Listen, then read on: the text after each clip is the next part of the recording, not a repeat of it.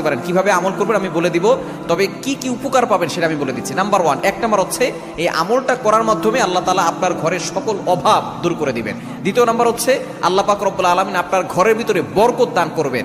এবং 3 নাম্বার হচ্ছে দুশ্মন থেকে আল্লাহ তাআলা আপনাকে মুক্তির ব্যবস্থা করে দিবেন। এবং 4 নাম্বার হচ্ছে আপনার জানমাল নিরাপত্তার ব্যবস্থা করবেন আল্লাহ তাআলা। এবং 5 নাম্বার হচ্ছে হাউজে কাউসারের পানি আল্লাহ তাআলা আপনাকে দান করবেন।